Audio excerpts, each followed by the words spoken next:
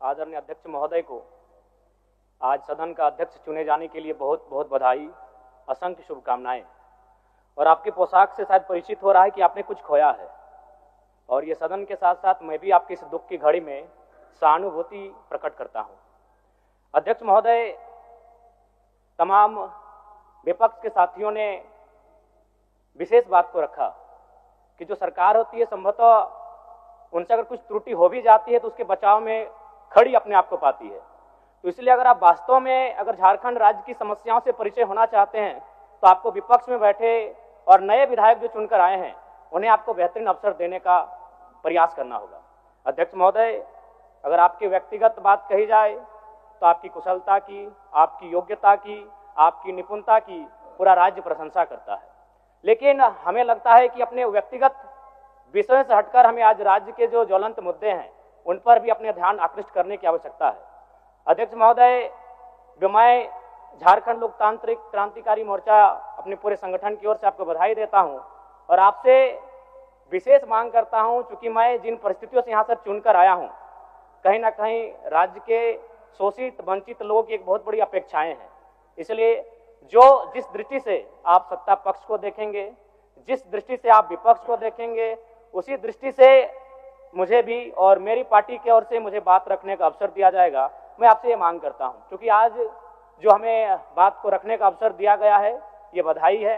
मैं आपको पुनः बधाई देने के साथ साथ बस मैं ये कहना चाहूँगा, चूँकि मैं एक छात्र के नाते इस विधानसभा में आया हूँ, छात्र की गलियों से, छात्र आंदोलन से मैं पहचान बनाकर आया हूँ, और मैं आपके माध्यम से सरकार तक ये संदेश देना चाहूँगा।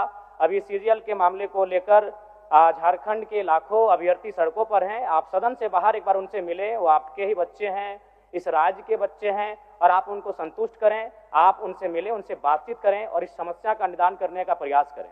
और चूंकि मैं एक विधानसभा से भी आता हूं, तो मैं आपको अपने विधानसभा के संदर्भ में ये कहना चाहूँगा, मेरा विधानसभा जो कि परासनाथ की तराइयों में आता है, वहाँ जो लोगों की समस्याएं हैं वह मूलतः शिक्षा और प्रवास को लेकर हैं। तो आपसे हमारी मांग होगी कि वहाँ शैक्षणिक हब में हमारे विधानसभा को तब्दील किया जाए, और साथ ही जो प्रवास की समस्या है, मैं इसलिए इस विषय को कहूँगा, मैं थोड़ा समय लेकर, कि आज देखिए इस सदन की बात करें तो कहीं ना कहीं हम लोग एक परिवार हैं और परिवार के नाते आज इस सदन में बैठे हैं।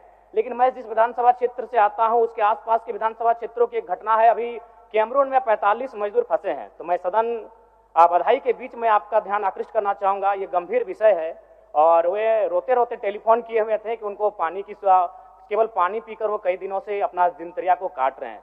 तो मैं आपसे चाहूँगा कि इस विषय को गंभीरतापूर्वक लें और उस दिशा में आगे बढ़ें, और इस राज्य का 24 वर्षों का ये राज्य, उस राज्य को हम लोग आगे कैसे लेकर जाएं, हमारी क्या भूमिका होगी, उसमें सदैव आपके साथ खड़े हैं। पुनः आपसे यही कहेंगे कि हमें समान अवसर दिया जाएगा अपनी बातों को रखने का। बड़ी उम्मीदों के साथ हम लोग यहाँ तक आए हैं। पुनः आपको माननीय अध्यक्ष चुने जाने पर बहुत बहुत बधाई, बहुत बहुत शुभकामनाएं, और साथ ही साथ आपने जो शायद अपने पिता को खोया है, पुनः उसके प्रति हम ढांढस, शोक, संवेदना व्यक्त करते हैं। धन्यवाद। जोहार। झारखंड के तमाम शहीदों को नमन, वंदन। जय झारखंड, जोहार झारखंड। माननीय मुख्यमंत्री जी, माननीय मंत्रीगण, सभी दलों के माननीय नेतागण, सभी माननीय सदस्यगण, मुझे सर्वसम्मति से पुनः इस सदन के अध्यक्ष के रूप में दायित्व निर्वहन करने का अवसर प्रदान किया। इसके लिए मैं आप सबों का हार्दिक